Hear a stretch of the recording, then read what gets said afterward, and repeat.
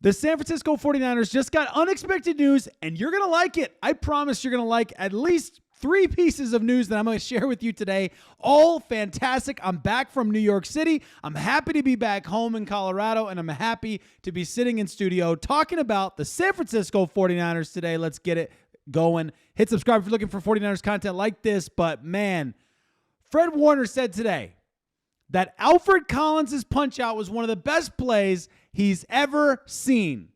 And it got me thinking, just this season, all right, it would be impossible for me to go with best plays ever for 49ers. That's a good, off-season question because there's so many to choose from, so many big moments. But just to look at this season so far, I got to know, what is the best play of the season so far for you? It's easy to take football for granted, you guys.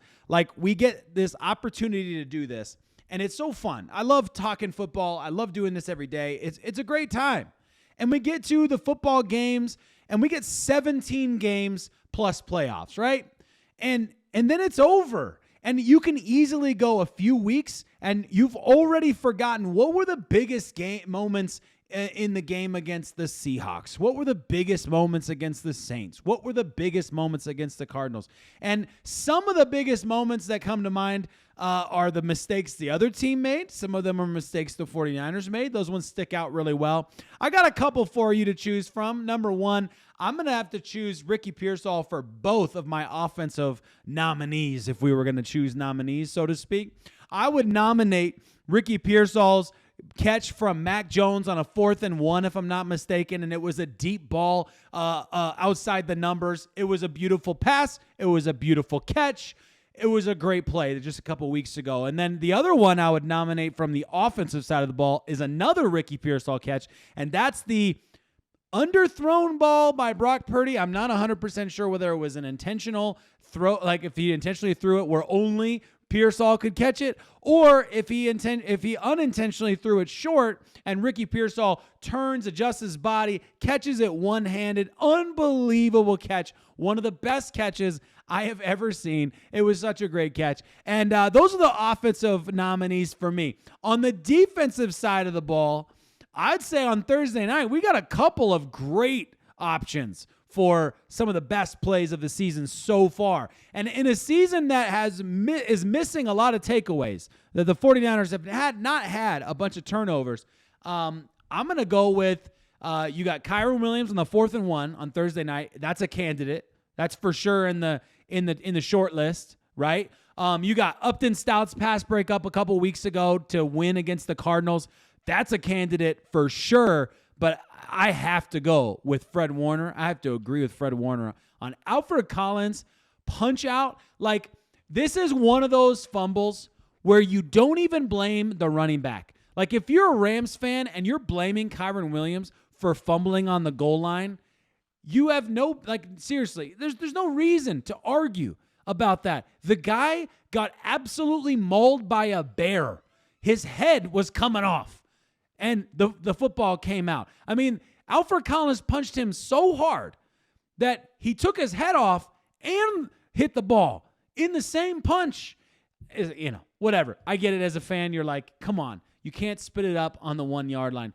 That's one of those ones where I'm like, dude, by the time his hand got to the ball, his head was really confused about what was going on in the world. You know what I mean? It was a knockout punch with the ball attached to the bottom of it. I'm not going to give Kyren Williams a hard time for that one, but also he's on one of my fantasy teams, so I guess, whatever. He still had a great fantasy game even against that. Let me know what you guys think on all of those. I'm really genuinely curious, but let's get to some news, which is what you clicked on the video for.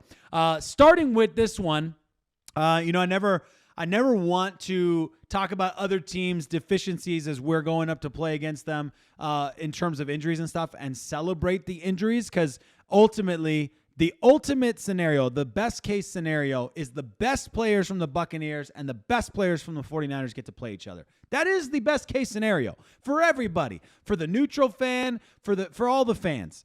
That's the optics. It's all of it, right? And as a fan, you don't want to be the team that's like, yeah, we got lucky because we happened to play the Buccaneers on the right week and we happen to play this team on the right week, whatever. You want to beat the best teams or whatever. But I do also recognize, realistically, our chances of beating the Buccaneers are improved when they've got so many guys down. They just do, right? They got Bucky Irving down. They've got multiple guys down, and another one just went down as well. So injury hits keep coming for the Bucs.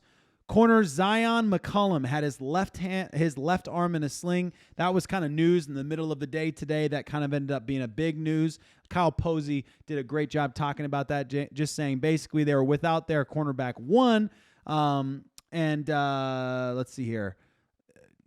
What was it? Yeah, Bowles only blitzed Darnold 10 times. He's not going to hang his backups out to dry. The 49ers could face a secondary starting its cornerback 4 and cornerback 5.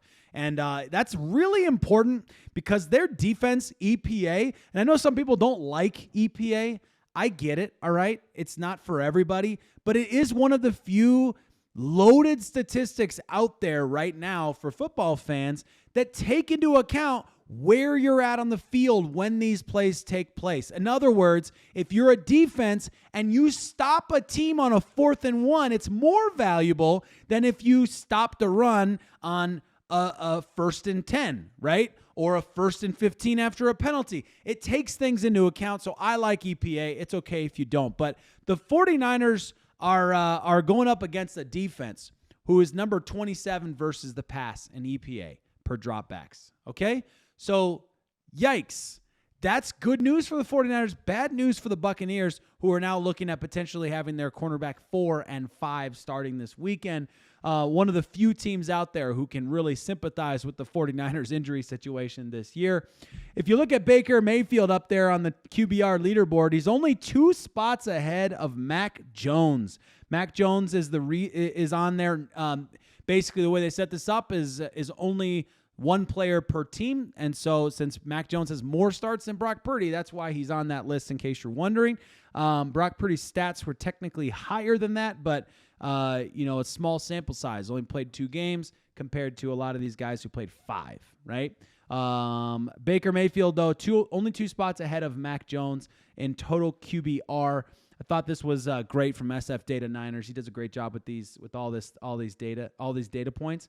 So you got Mac Jones sitting at 10th. Bengals swapping Browning for Flacco, 29 for 31. That's fantastic. But we get into that coverage, okay? We look at the Buccaneers. Where are they at on this list? They're bottom 6, I believe. 1, 2, 3, 4, 5, 6. They're the 6th worst team in EPA per dropback in the NFL through 5 weeks. So this is the team you're going up against who just got even more injured. Again, not celebrating injuries. Like, I'm here for the spectacle. I'm here for the Niners to be as good as they can possibly be, to play the best teams and beat them and have no arguments about beating them. And everyone can agree they're a hard team to beat, and that's how good the 49ers are. That's what I want to see. But the more that you see these stats, like the more that you're like, man, the 49ers situation has definitely improved considering who's going to be out there, and they're going to have an opportunity. So a team who's been real pass-heavy so far this season, who's struggled to get the run game going, they're not going to have an easier time running the ball against the Tampa Bay Buccaneers. But they will probably continue, I'm guessing, that pass-heavy offense this weekend. They will come in more rested than the Buccaneers, and they're going to be targeting those defensive backs, don't you think? They've got to be targeting those young corners. Quick pause in the video. I want to tell you about a new partner I'm really excited about, and that is Chomps. I don't know if you've had one of these before. I was not a big beef stick fan growing up. My wife bought me some Chomps, and I absolutely love them. 0 grams of sugar, 10 grams of protein, 100 calories, fits perfectly into my diet and what I'm looking for. All grass-fed beef. It's solid and it tastes really good. I really wasn't a beef stick fan growing up, and now I am. I started this summer. I haven't told you guys this, but I started this summer at 205 pounds, really focusing on my diet this summer, trying to turn some things around. I'm down to 191 pounds right now at the end of summer, and these types of snacks are perfect fits for me. I've got a couple flavors here that I love. This is the original beef flavor, and then I have the smoky seasoned barbecue flavor right here. These are delicious, and they're great on-the-go snacks. You can throw them in your gym bag. You can put them in your backpack, in your car. You can throw them in your desk at work, and they're fantastic. They're worth every single penny to me. You can find out more about them by clicking the link in my description to order some for yourself. But the big thing for me is it's a snack I don't feel guilty about. I love every second of it, the taste of it. I like the aftertaste of it, and I'm genuinely a diehard fan. I went from having never tried this before to being a diehard immediately, and that's not me just blowing smoke. I genuinely mean that. I'm telling you the truth. You should definitely consider checking out Chomps. Okay. Injury updates for the 49ers. Some good stuff mixed in here as well, by the way. I said good, unexpected news. I've got more for you here, so don't go anywhere. Kyle Shanahan saying that Brock Purdy will not go on injured reserve. That hasn't been a thought. He's progressing well. I talked to you guys about this after the game, saying one of the best pieces of news of the day, 2 days after the game took place, I talked about it. After we've kind of absorbed the game, let's pay attention to the fact that Brock Purdy didn't get put on IR. And it's a disadvantage to put him on IR after the game because now that's a fifth game that he's a minimum loss. So they try to make these decisions before the games. The fact they didn't put him on IR made me feel like they're not going to put him on IR. And then on top of that, and they had to make a rush decision on that one because of Thursday night, but then you got Kyle Shanahan basically confirming they're not going to put him on injured reserve. That's fantastic news that he's progressing well. He's not ready yet, but he will be in the near term, at least nearer than if he had to sit out for 4 games or now 3 more games. The 49ers have opened the practice window for Kevin Givens.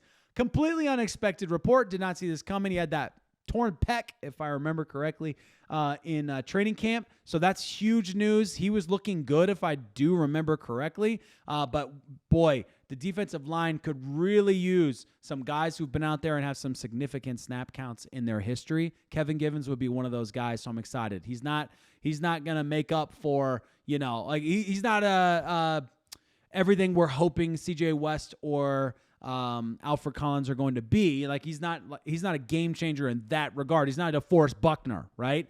But he is a solid player, and we will benefit having him. We desperately need the depth right now at the tackle position, and he might even, at the beginning of the season, it looked like he was going to be a starting defensive tackle with all these young guys. So he'll be rotating in there for sure. Mac Jones will be limited in practice today, but nothing to be too concerned about yet. Kyle Shanahan says there's a chance George Kittle is back next week versus Atlanta.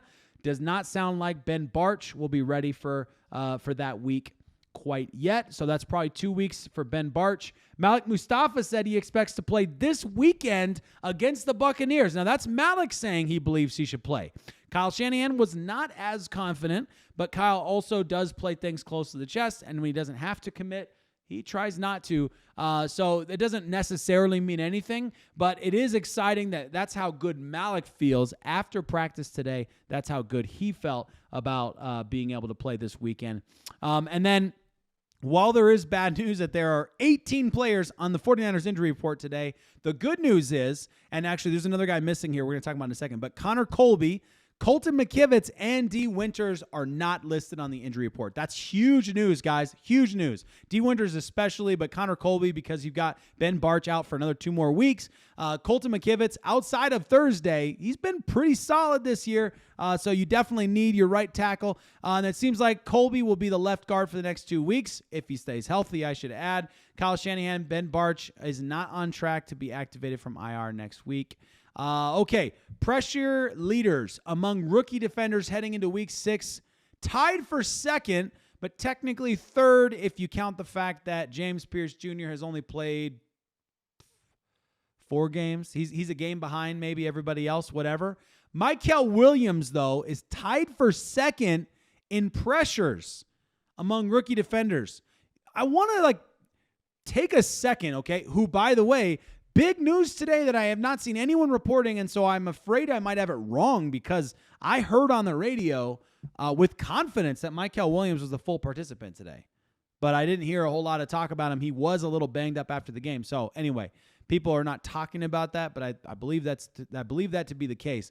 The thing that's crazy about this, you guys, Mykel Williams, who was horrible the first week, double teamed more than anybody else in the NFL. That's Mykel Williams. And he had a bad first game, a bad first introduction to the NFL. It was a welcome to the NFL kind of game. Mykel Williams has quietly been significantly better than people are giving him credit for. No, he is not the pass rush threat of even Bryce Huff. He wasn't brought in to be a great pass rush threat. He was brought in for two reasons. Number one, he's great at setting the edge. At least he was in college, and they believed that he was the best in all of the draft this year in setting the edge. Number two, stop the run. And number three, the guy's body, he just has unbelievable numbers and athleticism, and they believe that someday that's going to convert to sacks. So they do believe that he'll become better at that. And if you can get a guy who can stop the run and is going to improve in pass rushing, that's a great opportunity. Who has an unbelievable athleticism, like that's a good opportunity. So all of that being said, for Mykel Williams to be in his rookie season when nobody's really expecting him to impact the game at that level in pass rush, that's pretty exciting. And remember, he just barely turned 21. He is very, very young. That has me really excited about the long-term future of this young guy. I wonder, had he had one more year in college, let's say, like what things might look like for him if he would look a little bit more like not Nick Bosa in terms of like body types different, but in terms of impact in the game. Because he had impact. But all that being said, that's really cool to see Mykel Williams up there. Happy for him to be on that list and excited that he's not on the injury report right now. 49ers did make a couple moves. We should talk about those as well. The 49ers signed Bruce Hector to the practice squad, released Jalen Mahoney.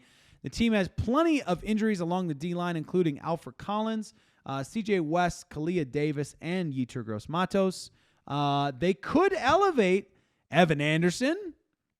Okay, last year better than this year so far from what we've seen, but okay, they could elevate Evan Anderson, or don't forget his name, Sebastian Valdez, the Hulk himself. Sebastian Valdez had a fantastic training camp and preseason, and he didn't make the initial 53, but was able to be kept around. Basically 24 hours passed, he's able to be kept around. So stuck around with the team, and now he's getting a shot, potentially, says Matt Barrows. That would be great if they do need the depth. I would love to see Sebastian Valdez kind of going with the hot hand scenario there, based on what he did in training camp and preseason. I'm going to put him over Evan Anderson from what we saw this year. I would put him over him in terms of giving him a shot to see what he can do to impact the play, similar to a Trevis Gibson type, in terms of like, hey man, he's impacting plays. We're noticing him. I get it. It's preseason, but give the guy a shot.